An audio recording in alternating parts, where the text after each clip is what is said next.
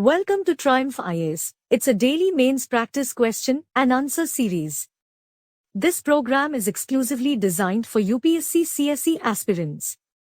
In this video discussion, we will discuss UPSC CSE mains previous 25-year questions. Question number 1. Bring out the causes for more frequent landslides in the Himalayas than in Western Ghats. Let's start with the introduction of the answer. Landslides are mass movement of soil or rocks along the slopes of mountains triggered by various natural and anthropogenic causes. The main body of the answer should be Number 1. The Himalayan mountain system is among the youngest tertiary-fold mountains in the world. Number 2. The Himalayas have been created by interaction of convergent boundary between the Indian and Eurasian plate. The mountain building process of Himalayas is still in progress and it is still gaining height. Number 3. Therefore, the Himalayas form a highly unstable mountain system which is subjected to tectonic activities. Tectonic movement increases the incidence of earthquake, which in turn increases the chances of landslides. Number 4. In contrast, Western Ghats are older block mountain forming a stable mountain system much older than the Himalayas. Western Ghats are located on the stable part of Indian plate, i.e. Deccan Plateau, and the movement of Indian plate does not affect Western Ghats. Number 5. The Himalayas are characterized by high peaks, steep slopes, and heavy rainfall and snowfall which increase the vulnerability of landslides. Number 6. Whereas Western Ghats are eroded and denuded with gentle slope on the eastern side.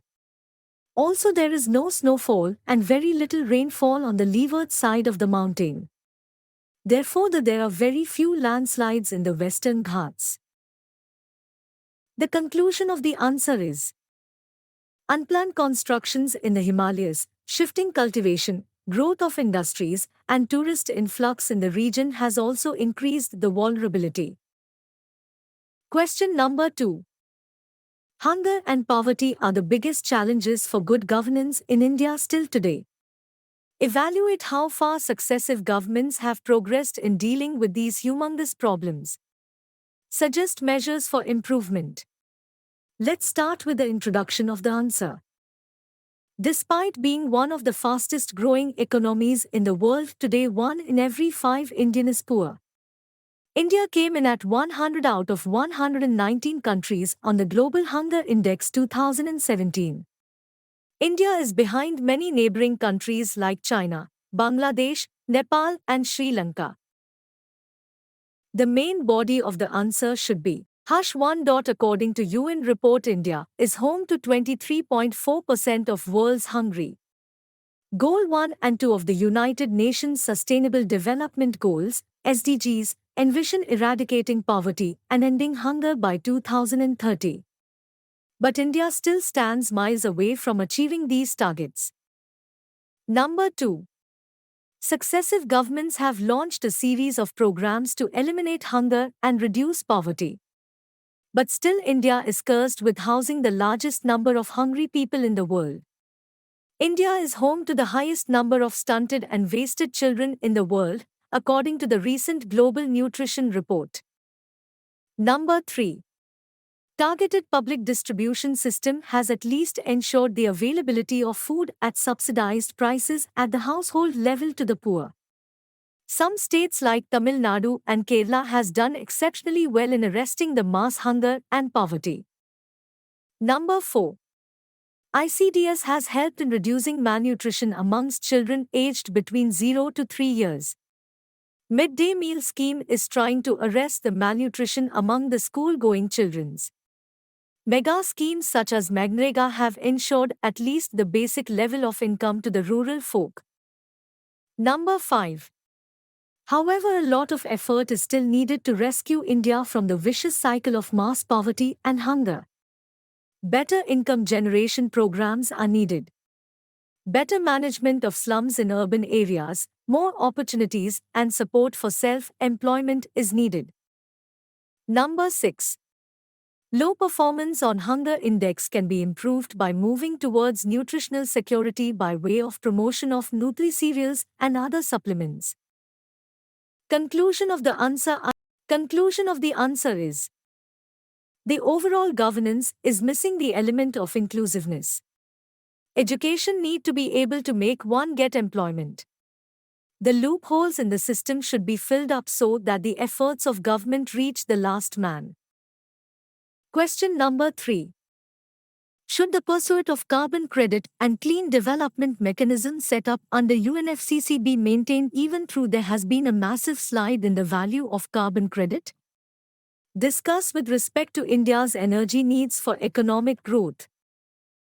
Let's start with the introduction of the answer. Carbon market is the brainchild of the Kyoto Protocol for controlling greenhouse gas emissions. Greenhouse gases are emitted mainly by burning oil, gas, and coal that are resulting in perilous climate change. The main body of the answer should be number 1. Each carbon credit represents 1 ton of carbon dioxide either removed from the atmosphere or saved from being emitted. The carbon credit market works in 3 dimensions, i.e. the emissions trading, the joint implementation programs, and the clean development mechanism. Number 2.